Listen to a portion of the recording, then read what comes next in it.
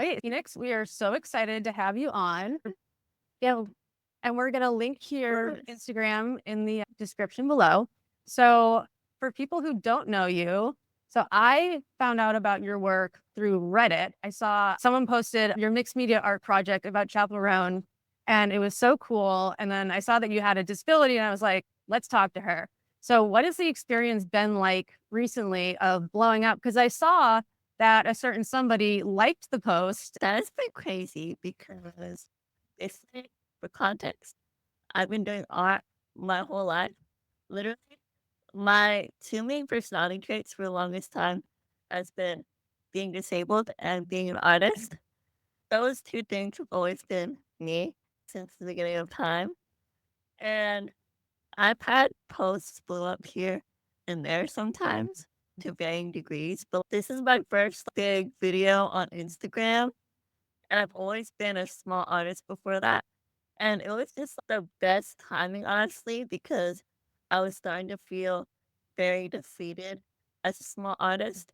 And I feel like I wasn't getting the audience I wanted. Obviously, first and foremost, I always create for myself. I'm my main audience. I don't create for any other validation than that. But you want people to interact with your stuff to know that other people are Yeah. enjoying it too. So this has just been very validating to finally get what I've been wanting. And so before this video blew up, I was at like 290 something followers, and now I'm at like 1,200. And some people might think That's that's still crazy. small, but to me, that's like a lot more. And this is a great starting off point now. I feel like from here on out, my things will get way more reach than normal, which is really exciting to me. And what went into the making of that? You posted like a little bit of a behind the scenes video, but Yeah, I think it said 52 pages. So how did you actually create that? And what's the process like yeah. for that? When I have a project I'm set on, I like to just grind and work on it like day after day. So I'd say that took about 4 or 5 days straight. And Wow. I love that it blew up because this is like my third mixed media video like that. It's my first one. I've done it before. But like before I started making those, I'm like my normal art style because I'm a digital artist first. It's like very clean, very like perfectionist, like it's not really messy. So making those videos, it was like learning something new. I had to tell my brain that every single frame didn't need to be perfect. And that the whole point of mixed media, I think, is the messiness of it, the randomness. It has so much character to it. I'd learn a new skill of artistry almost. And that was really fun and really freeing as an artist. I feel like it's helped me a lot in all my other projects as well. What made you want to become an artist or be in the creative world? That's a good question. So actually, my parents have both been artists, so I grew up in a creative environment. But it's funny, now I live with my dad, my mom, and my older brother who is also has the same disability. And it's funny, we used to all do art together, but now I'm like the only one currently still doing it. So I'm the one keeping it alive. So that's where it started. But honestly, like I've thought a few times of theoretically, if I were to write a book about myself, about me being an artist, I don't think I could take the disability part out of it. I think the disability and the art is like linked together because I'm a digital artist mainly now. And I know it's like trendy for our generation to be like good with technology, but I was always like that at a very young age. And the way I realized this was because I constantly grew up on computers in my house. We're talking like 7 years old here. And I think that's realistically because I couldn't like go outside and play with the other kids in most physical activities. I was more active as a child than I am now. But I think that's a big reason why I would just be like on Photoshop at a young age, just experimenting making the most crazy things. Not good, but it was fun. And that made me like ahead of most people my age. That's really interesting. I was going to ask you about disability in art. Is that you just Yeah. talked about a little bit about how it plays into you becoming an artist? Does it play a role in what you do for your art and what you create? Not really, honestly. I've never really been one of those people that like creates art with purpose or whatever. Like, I think all art is important, but I'm just not one of those creators that's so intentional with my art. I rarely ever draw my feelings. I used to do it a lot more when I was younger. But I think now that I finally feel like I have the skill set, I just want to focus in on the stuff I really love. And right now, that's just drawing people I like. And so, what role does music play in your art? Because that seems to be a big theme. Hmm. I think it's part of just being an artist, being a creative person.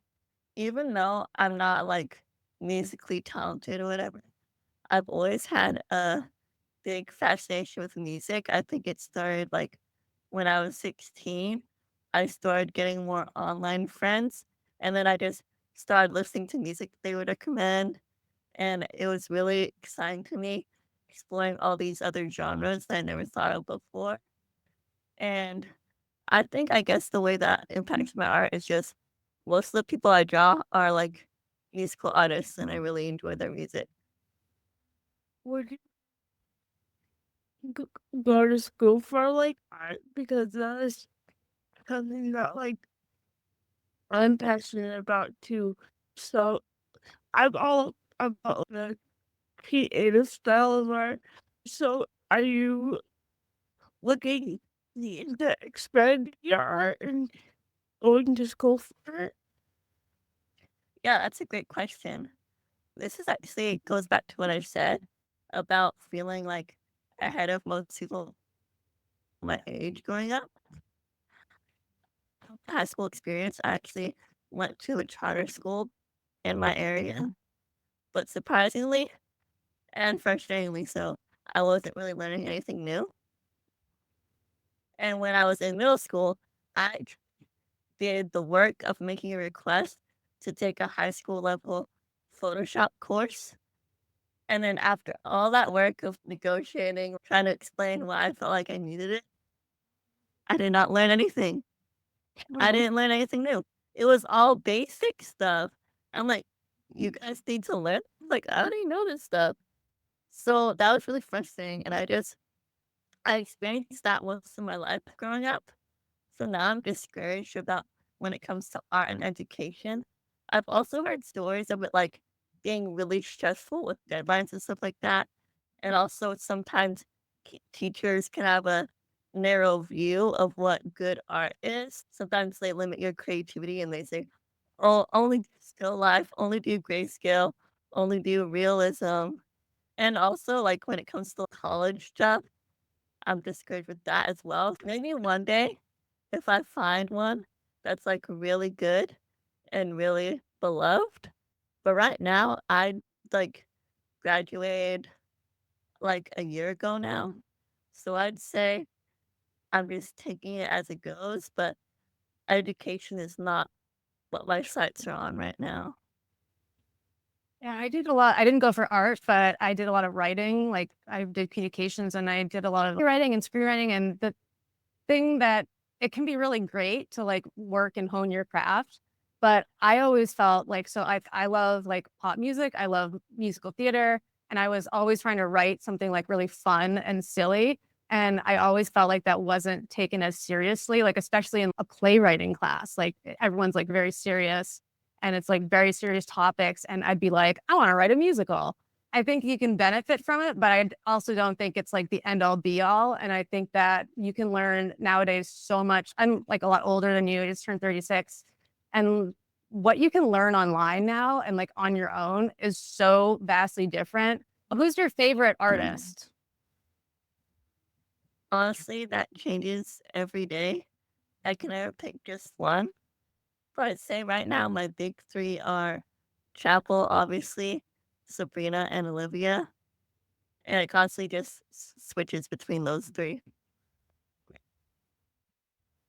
And what would do you have, you're young, but do you have a dream job? Maybe not for all time, but like something that you think would be really cool to do? Yeah, see, pre-radicalized me would have said work for Disney, but then I learned how terrible they treat their artists, and I'm like, "Oh, I don't want to do that." Like I said, I'm just taking it as it goes. The dream is to be one of those freelance artists that takes requests as they come, but I know there's a lot of struggles to that.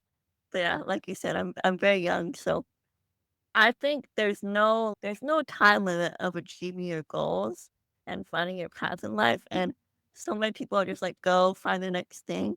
But I personally, especially with disability, it can really bog you down and put bumps in the road. So I just like to take the days as they come. I always say to myself, I'm not here to please anybody. I'm not here to make everybody happy. That's not my main focus. My main focus is like to focus on what makes me happy. I totally understand how that voice inside your head always go, but you're just like, you have to relax and focus on yourself. So Yeah, I totally get definitely. it. And I think you make such a great point about how disability can affect a timeline. I know for me, I had Yeah. certain plans of after college, I was going to go to LA and I was like going to work in TV.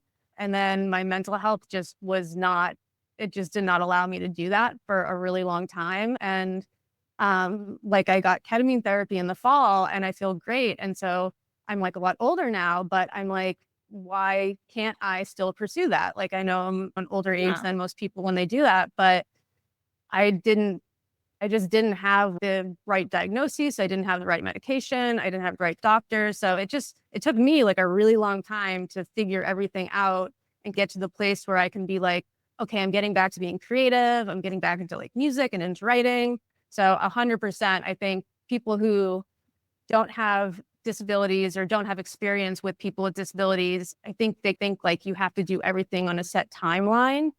And maybe it's just that we know that you can't, nothing's as predictable when you have a disability. Even there, it depends on the background too. So my mom she has a Washington background.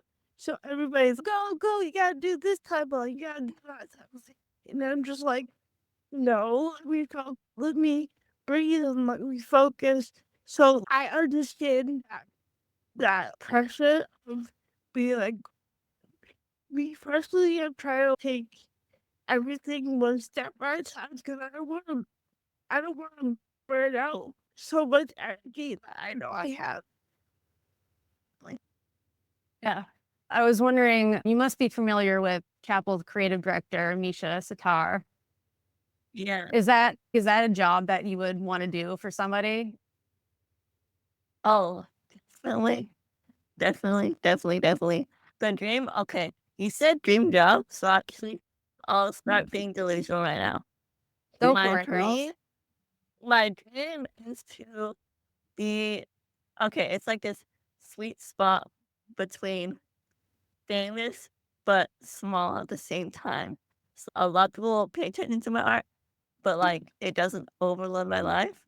But the dream would for the people I do fan art of to enjoy my art so much, they're like, let's work on something together. Make merch for me or Yeah.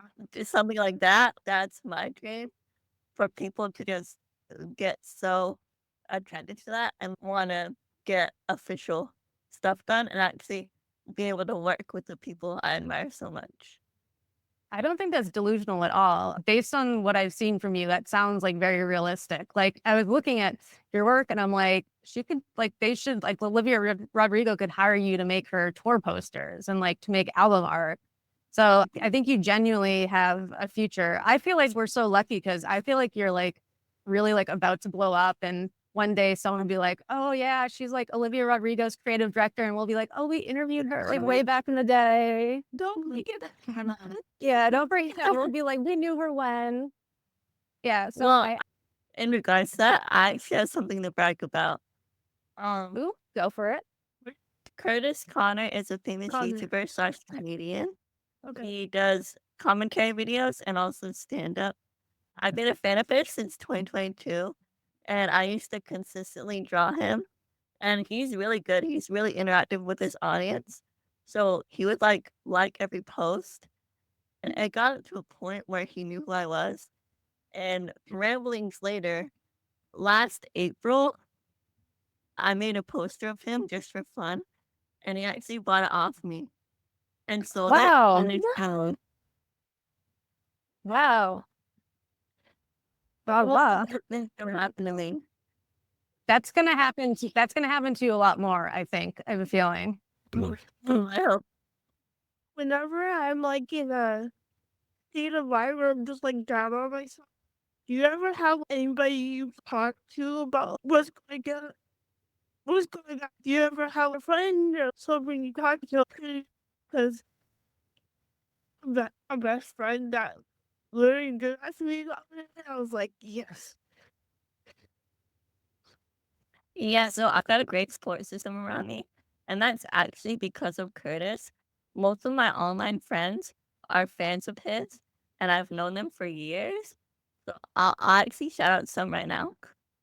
I'd say my two closest friends right now are Amal, she lives in Canada, and Nix, they live in Australia. And I love fan bases because you really find like-minded people around you. And these friends, they are like just like me. I'm a really passionate person in how I treat my friends. So, and growing up, I've always had the problem of being the one that's more invested than the other person. So now I finally have friends who are just as passionate as I am, and I'm really grateful for that. That poster I made for Curse is literally right there, Oh wow. Oh, I see that. It's just so and he cool. signed it. Oh my god. Wow. Yeah, he signed all his posters, but yeah. That's amazing. It's been really fun being a Chapel fan over this last year because everyone seems to be really talented, first of all, who's like a fan. There's so much cool artwork being made. There's just so much creativity in her, but as well as the fan base. And it's just been like really cool. I really just hang out on Reddit, and that's the only place I really interact with the other fans. But it's like fun to get excited about something with other people instead of just being, on your own the whole time. But that's what's Now so it's exciting about it blowing up too, is because so many cool gay people are following me, and that's the exact audience I want. So that's great.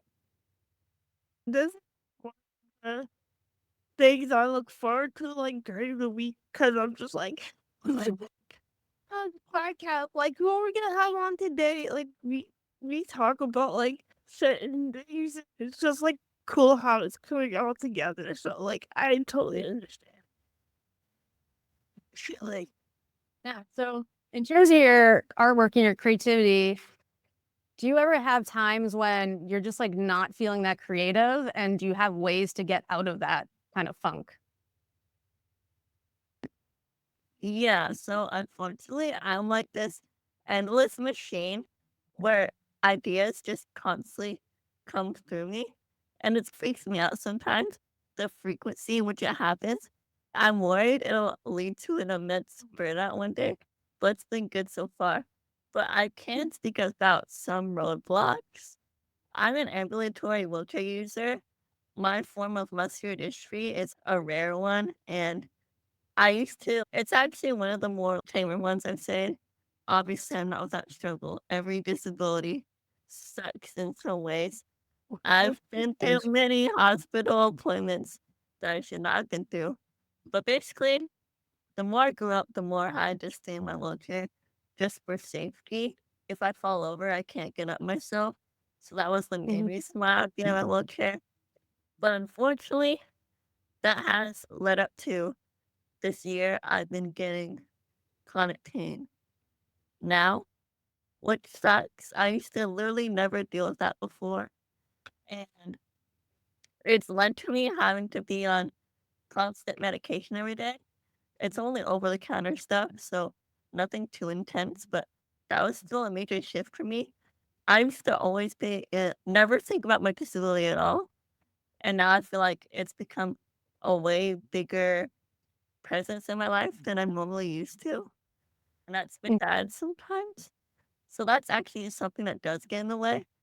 My pain levels are different every day, but sometimes they just get too much, and I really want to do my art, but my pain is too distracting. I just have to lay down and rest for a little bit. That's frustrating sometimes.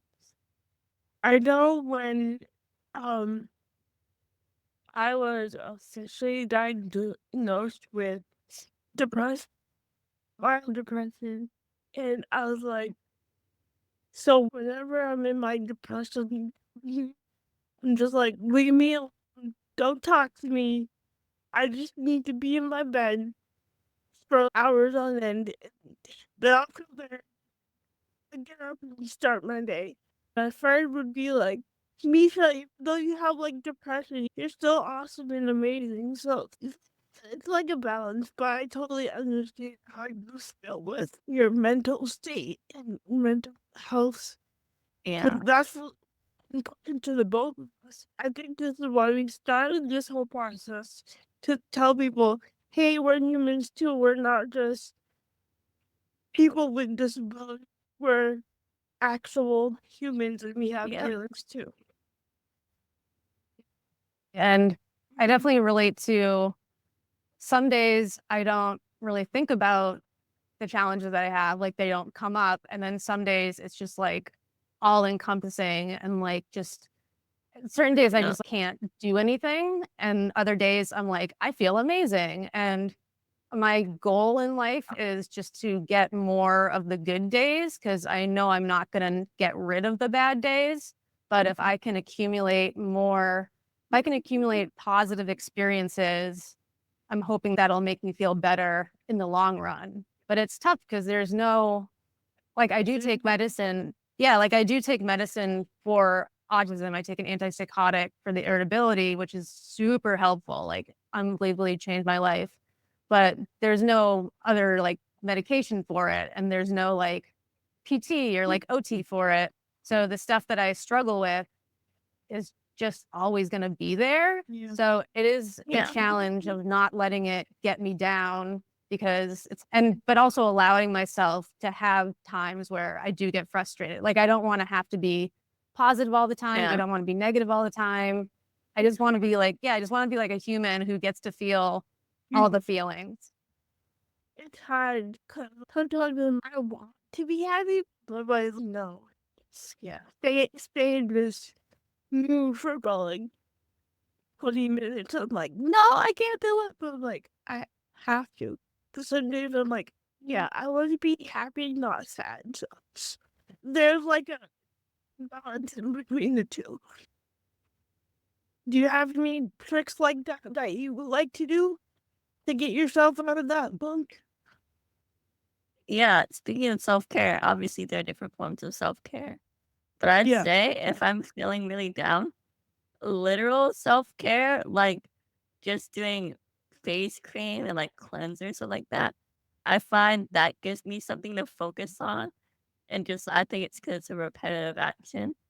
I Mhm. found that like it's not all the time, it's only sometimes, but I find that it can calm me down. But I'd say art lately, I won't get into it too much, but I'd say this art success has been great, but my personal life has not.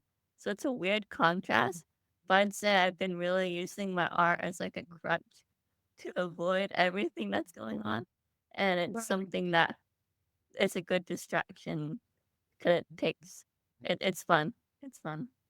Yeah. Fans of self care. We're big fans of therapy. We're big fans of taking care of yourself and all of that. Obviously, we talk about self advocacy on this podcast because it's called Self Advocacy Wins. And also, the name is because I'm developing an app for people with intellectual disabilities called Self Advocacy Wins. So we did not feel like getting too creative with the name of the podcast. We just kept the same name. So we like to ask people about self-advocacy. And you mentioned earlier about the Photoshop class, but have you had much experience with self-advocating? And can you tell us a little bit a little bit about it.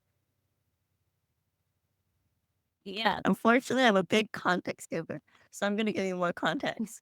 I'd say when I first started realizing ableism was a thing was when I was like 15. Like, I used to always be one of those people. I feel like I was blissfully ignorant of my disability my whole childhood. And meanwhile, everyone else was hyper aware of it. So when kids would like feel bad for me going to surgery again, I'd be like, what do you mean? That's normal. I'm confused. That's not bad. That's just what I do. I became aware of ableism later in life, and I feel like most people do. And in regards to that, when people are weird to me in public, I still don't know how to shut it down. I don't know how to tell people off or try to change their perspective. And I actually get shocked when people treat me like a normal human being and don't infantilize me or assume I can't do Right. something. Right. I'm shocked by respect, which is crazy. But that's all to say. I'm not good at advocating for that. But something I had to advocate for is I recently developed an autoimmune condition called dysautonomia. And my physical disability used to be the only one. But now I have two, which is another crazy shift. And I had to do a lot of advocating and doctor's appointments on my own for the first time. Because my parents used to handle all of that. But since I was becoming an adult, I was like becoming my own person. And I realized, oh, I have to take care of this myself now.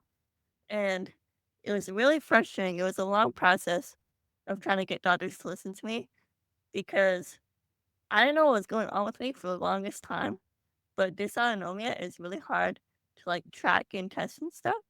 So I had lots of tests and everything would look normal. I'm like, my life doesn't feel normal. I didn't used to feel like this most of my life. So I literally had to start tracking every heart rate flare up and making my own chart to send to my cardiologist. I was like, hey, this is very real.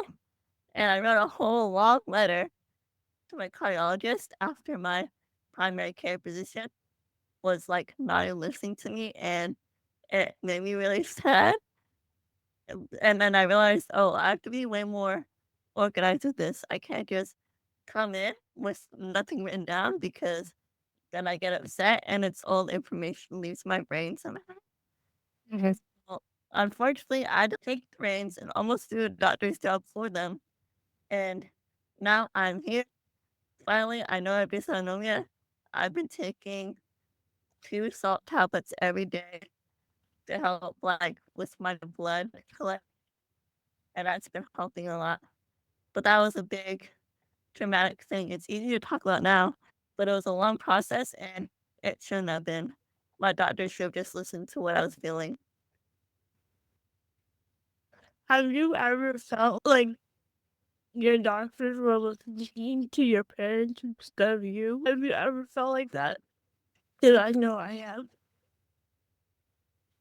I've felt that upon rare occasion, but I'd say since most of my doctors have stayed the same for a while, they usually honestly, I feel like it's been the opposite sometimes.